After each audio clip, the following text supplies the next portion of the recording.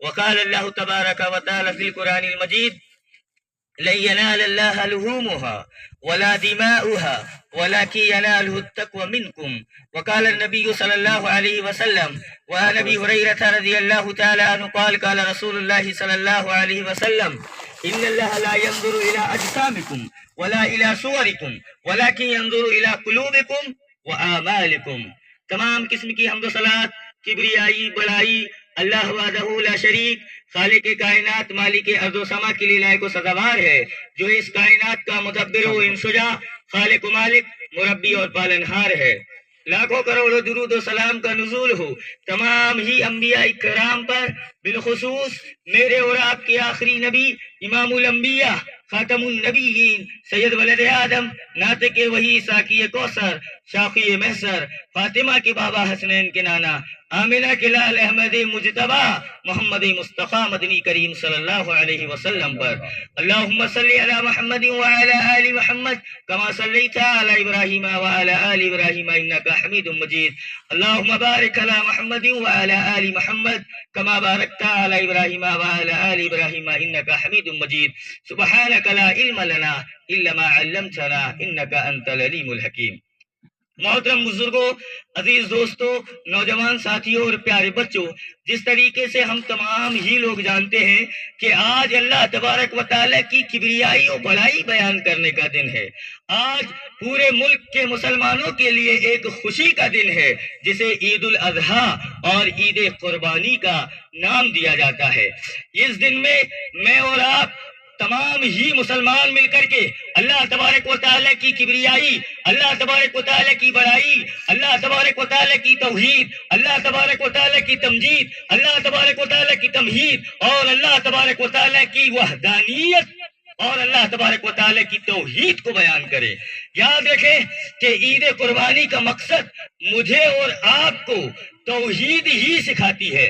حضرت ابراہیم علیہ السلام اور محمد مدنی کریم صلی اللہ علیہ وسلم کی یاد میں یہ جو سنت میں اور آپ ادا کرتے ہیں، اس کا مقصد میرے اور آپ کے لیے یہی ہے کہ میں اور آپ اپنی تمام عزیز ترین چیز کو، تمام تر میلانات کو، تمام تر ترغیبات کو، تمام تر رجحانات کو، تمام تر خواہشات کو، تمام تر مودات کو، تمام تر اولادات کو، تمام تر اوقات کو اللہ تبارک و تعالیٰ کے لیے قربان کریں اور اللہ تبارک و تعالیٰ کا تقوی اختیار کریں۔ اللہ تبارک و تعالیٰ نے قرآن مقدس کے اندر اس آیت کریمہ کے اندر یہی بیان کیا اور کہا لن ینال اللہ لحومها ولا دماؤها ولکن ینالہ التقوی منکم۔ کہا کہ لوگوں جو قربانیاں تم کرتے ہو، ان قربانیوں کا گوشت اور خون اللہ تبارک و تعالیٰ تک نہیں پہنچتا۔ اگر اللہ تبارک و تعالیٰ تک کوئی چیز پہنچتی ہے تو وہ تمہارے دلوں کی نیت ہے، وہ تمہارے دلوں کا تقوی ہے۔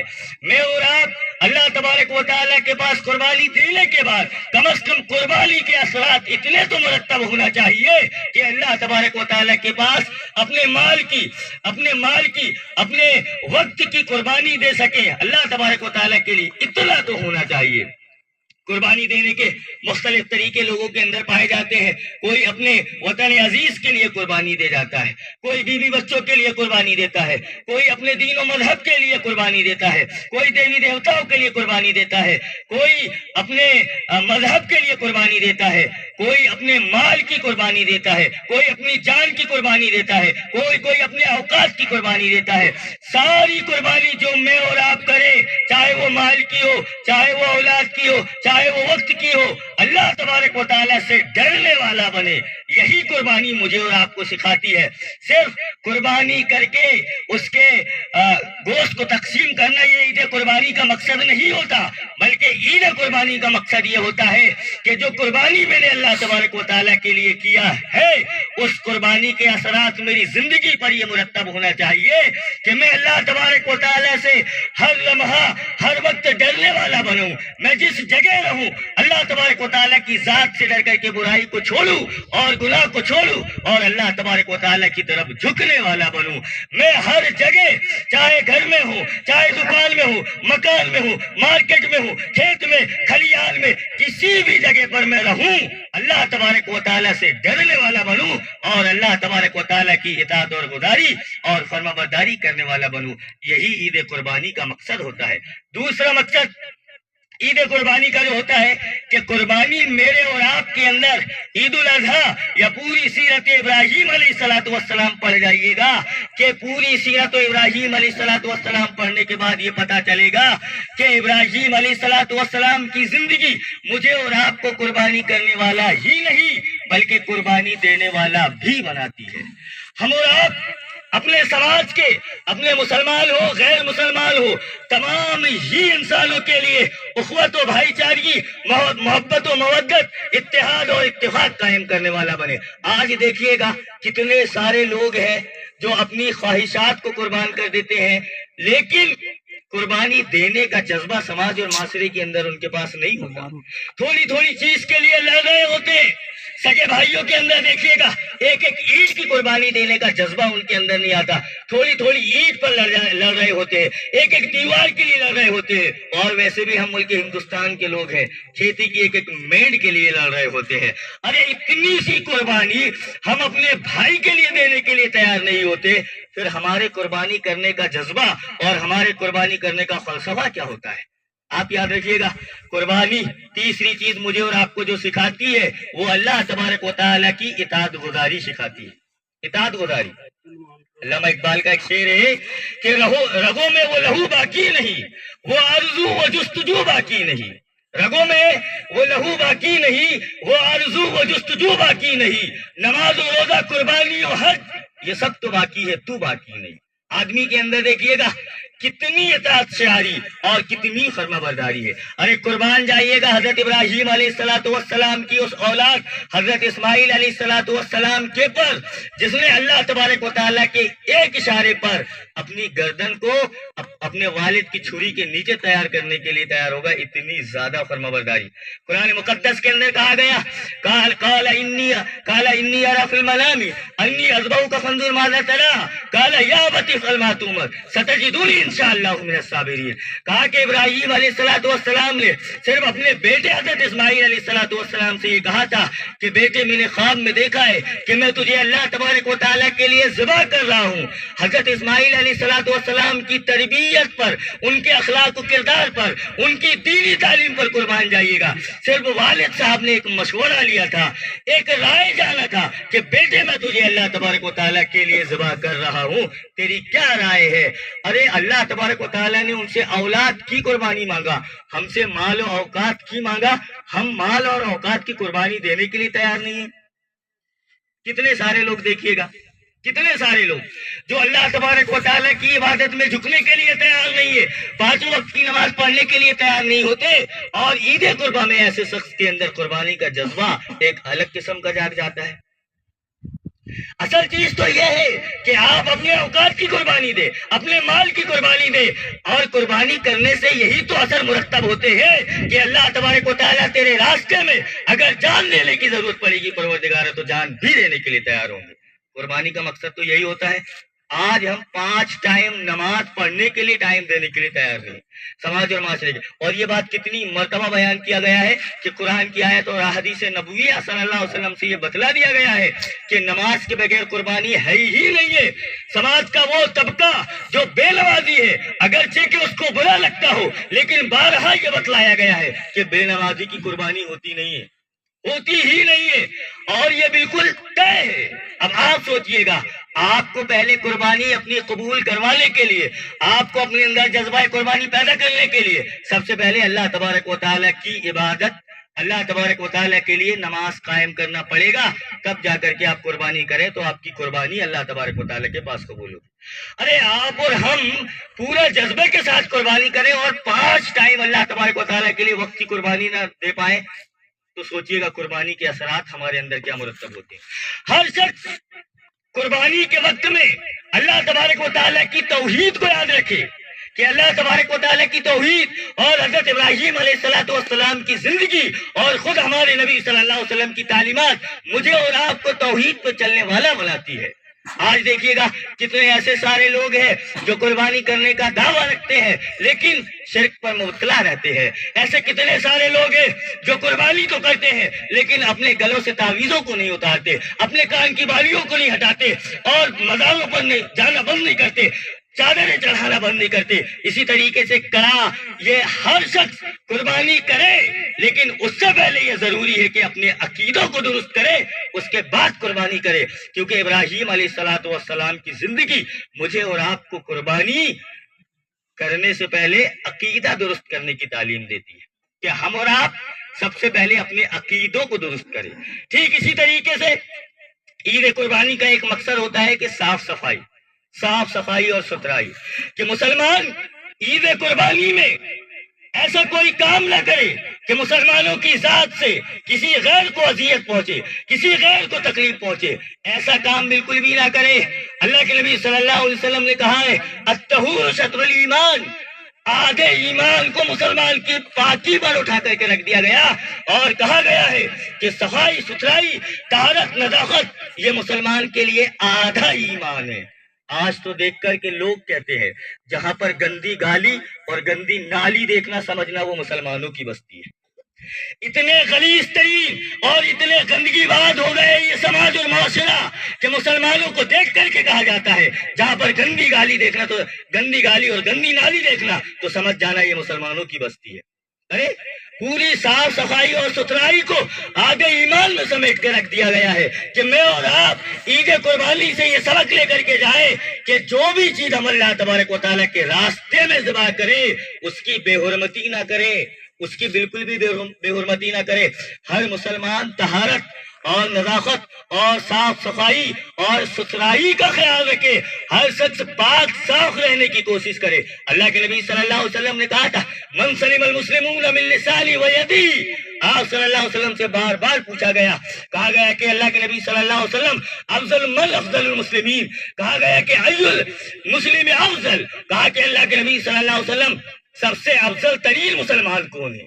اب آپ دیکھیے گا کسی مسلمان کو ناپنے کی کسوٹی اور کسی مسلمان کو ناپنے کا پیمانہ اس روایت کے اندر بتلایا گیا ہے.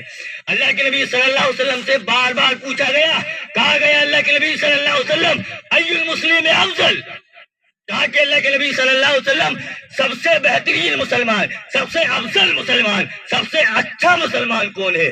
آپ صلی اللہ علیہ وسلم نے کہا من سلم المسلمون من لسانہ و یدہ، کہا کہ سب سے اچھا ہے وہ مسلمان جس کے ہاتھ اور زبان سے دوسروں کو تکلیف نہ پہنچتی. یہ عید قربہ میں آئے ہوئے اتنے لوگ، ہر شخص یہ عہد کرے کہ عید کے دن میری ذات سے اور غیر عید کے دن میری ذات سے، میری زبان سے، میری ہاتھ سے کسی کو تکلیف نہ پہنچے. میں ایسا کوئی کام نہ کروں کہ کوئی اذیت میں ہو جائے. ہر شخص اپنے اپنے ایمان کو اس روایت کی کسوٹی میں ناپے اور دیکھے کیا وہ افضل مسلمان اور اچھا مسلمان بننا چاہتا ہے. ضرورت اس بات کی ہے کہ مسلمان اس قربانی میں جانور ذبح کرنے سے پہلے اپنے غرور کو، اپنے تکبر کو، اپنی الگ کو، حسد کو، جلن کو، کینہ کو، کپٹ کو، ساری چیز کو قربان کرے اور اسلامی معاشرے میں ایک اخوت و بھائی چارگی اور اپنے مسلمان بھائی سے اخوت و محبت اور مودت قائم کرنے کی کوشش کرے. ہر شخص ایسی محبت قائم کرے اپنے مسلمان بھائی سے جس کے دل میں اگر کینہ ہو تو وہ صاف کرے، جس کے دل میں اگر حسد، کپٹ، جلن ہو تو وہ ختم کرے، جس کے دل کے اندر انان و انانیت ہو وہ جو ہے عید قربانی کے دن سب سے پہلے اس کو ذبح کرے. سماج اور معاشرے میں دیکھو کتنے سارے متکبر قسم کے لوگ ہوتے ہیں، کتنے سارے جن کو اسی بات پر غرور ہوتا ہے کہ انہوں نے قربانی کے دن یا عید کے دن کتنے پیسے خرچ کر دیا. کتنے، ہر شخص یا دوسروں سے جلن ہوتی ہے، یقیناً کپٹ اگر دل کسی کا بھرا ہوا ہے تو سب سے پہلے پاک کرے. پیارے نبی صلی اللہ علیہ وسلم نے کہا ان اللہ لا ينظر الى اجسامکم ولا الى صورکم ولکن ينظر الى قلوبکم واعمالکم. کہا کہ لوگوں اللہ تبارک و تعالیٰ تمہارے جسموں کو نہیں دیکھتا، کون کتنا اچھا ہے، کس کے پاس کتنا اچھا جسم ہے، کس کے پاس کتنی اچھی پرسنالٹی ہے، کون زیادہ طاقتور ہے. کہا وَلَكِنْ يَنْظُرُ إِلَىٰ قُلُوبِكُمْ وَأَعْمَالِكُمْ. اللہ تبارک و تعالیٰ یہ نہیں دیکھتا کہ کون کتنا اسمارٹ ہے، کون کتنا ہینڈسم ہے، کس کی چہرے کی خوبصورتی کتنی زیادہ ہے، اس کا لباس کتنا اچھا ہے، یہ سب نہیں دیکھتا. وَلَكِنْ يَنْظُرُ إِلَىٰ قُلُوبِكُمْ وَأَعْمَالِكُمْ. کہا کہ جو اعمال تم کر رہے ہو اللہ تبارک و تعالیٰ تمہارے اعمالوں کو اور تمہارے دلوں کو دیکھتا ہے. تو ہر شخص اپنے عمل کو درست کرنے سے پہلے اپنے دل کو درست کرے، کیونکہ دل کی درستگی انسان کے لیے عمل کی درستگی ہوتی ہے. عمل کی درستی ہوتی ہے۔ اور آخری بات یہ کہ ہر شخص اور خاص کر کے نوجوانوں سے کہ یہ نوجوانی اطاعت شعاری کا سیوا ہوا کرتی ہے، اطاعت شعاری کا سیوا، کہ ہر شخص جس طریقے سے عید الاضحیٰ کے دن اللہ تبارک و تعالیٰ کی اطاعت گزاری، اللہ تبارک و تعالیٰ کی اطاعت شعاری، اللہ تبارک و تعالیٰ کی فرما برداری، اللہ تبارک و تعالیٰ کے لیے جھکتا ہے، ٹھیک اسی طریقے سے پورے دن میں 5 مرتبہ، تہجد کو ملا کر کے 6 مرتبہ، اور پورے مہینے میں، سال میں اللہ تبارک و تعالیٰ کی عبادت میں اپنی جوانی کو، اپنی زندگی کو گزارے۔ پیارے نبی صلی اللہ علیہ وسلم نے حدیث کے اندر کہا کہ 7 قسم کے لوگ عرش کے سائے کے نیچے ہوں گے، اور اللہ تبارک و تعالیٰ ایسے 7 قسم کے لوگوں کو اپنے عرش کا سایہ قیامت کے دن دے گا جب کوئی بھی سایہ میدان محشر میں نہیں ہوگا۔ اتنی ابھی یہ روحنی گزری ہے، کتنی آدمی نے گرمی کی شدت برداشت کیا ہے، کتنی زیادہ، اتنی سی گرمی آدمی کو برداشت نہیں ہو رہی ہے۔ میدان محشر میں کہا جاتا ہے کہ بالکل سورج اتنے قریب ہوگا، سوا نیزہ کسے کہتے ہیں آپ جانتے ہیں؟ بالکل کہ آدمی اگر ہاتھ کو اٹھائے تو سورج کو لگ جائے، اتنے قریب سورج ہوگا۔ آدمی کے پسینے کا یہ عالم ہوگا کہ ہر انسان اس کے گناہوں کے بقدر جو ہے اپنے جسم کے اعتبار سے پسینے پہ ڈوبا ہوگا۔ کوئی ٹخنے تک ڈوبا ہوگا، کوئی گھٹنے تک، جس کے عمل زیادہ ہوں گے تو کمر تک، اور زیادہ ہوں گے تو سینے تک، اور زیادہ ہوں گے تو ناک تک، جس کے عمل خراب ہوں گے تو وہ تو پورا کا پورا سر تک ہی ڈبے رہے گا، گناہ جس کے زیادہ ہوں گے تو۔ ایسے وقت میں آدمی کو چلچلاتی لپٹتی ہوئی دھوپ اور وہ پیاس کی شدت صرف اللہ تبارک و تعالیٰ کے پاس ہے۔ کہا کہ قیامت کے دن جب عرش کے سائے کے علاوہ، سایہ رحمت کے علاوہ کوئی سایہ نہیں ہوگا، اللہ تبارک و تعالیٰ 7 قسم کے لوگوں کو وہ عرش کا سایہ نصیب کرے گا۔ اس عرش کے سائے میں وہ خوش نصیب نوجوان ہوگا جس کے تعلق سے کہا گیا ہے وَشَابٌ نَشَأَ بِعِبَادَةِ اللَّهِ۔ آپ کو پتا ہے عربی میں شاب نشہ کسے کہتے ہیں؟ کہ کسی چیز کو پرورش دینا، کہ ایسے نوجوان کے تعلق سے اللہ تبارک و تعالیٰ قیامت کے دن کہے گا اپنے فرشتوں سے کہ میرے فرشتوں اس نوجوان کو میرے عرش کے سائے کے تلے لے کر کے آؤ، میرے عرش کے سائے کے نیچے لے کر کے آؤ، جس نے اپنی جوانی کو دیوانی نہ ہونے دیا ہو، جس نے اپنی جوانی کو گمراہی میں نہ گزارا ہو، جس نے اپنی جوانی کو گناہ میں نہ گزارا ہو، جس نے اپنی جوانی کو عیش و عشرت اور عیاشی میں نہ بتایا ہو۔ کہا کہ ایسے نوجوان کو میرے عرش کے سائے کے نیچے لے کر کے آؤ، وَشَابٌ نَشَأَ بِعِبَادَةِ اللہ، جس کی جوانی اور جس کی زندگی اللہ تبارک و تعالیٰ کی عبادت کی پرورش میں گزری ہو۔ ایسے نوجوانوں کو اللہ تبارک و تعالیٰ عرش کا سایہ نصیب کرے گا۔ اللہ جل شانہ پروردگارہ سے دعا کرے کہ ہر شخص جو ہے وہ اللہ تبارک و تعالیٰ کی عبادت کر کے اس عرش کے سایہ رحمت کو حاصل کرنے کی کوشش کرے۔ اللہ جل شانہ پروردگارہ سے دعا کریں گے کہ بارے الہ ہم تمام عالم اسلام کے لوگ جو بھی قربانی کرے پروردگارہ اسے شرف قبولیت بخشے، آمین۔ اللہ تبارک و تعالیٰ مجھے اور آپ کو پکا اور سچا موحد بنائے، آمین۔ اللہ تبارک و تعالیٰ میرے اندر اخلاص للہیت اور خلوص پیدا کرے، آمین۔ اللہ تبارک و تعالیٰ مجھے حالت ایمان پہ زندہ رکھے، آمین۔ جب کبھی مارے حالت ایمان پر اٹھائے، تب کبھی مارے حالت ایمان پہ مارے، تب کبھی اٹھائے حالت ایمان پر اٹھائے۔ وما علینا الا البلاغ۔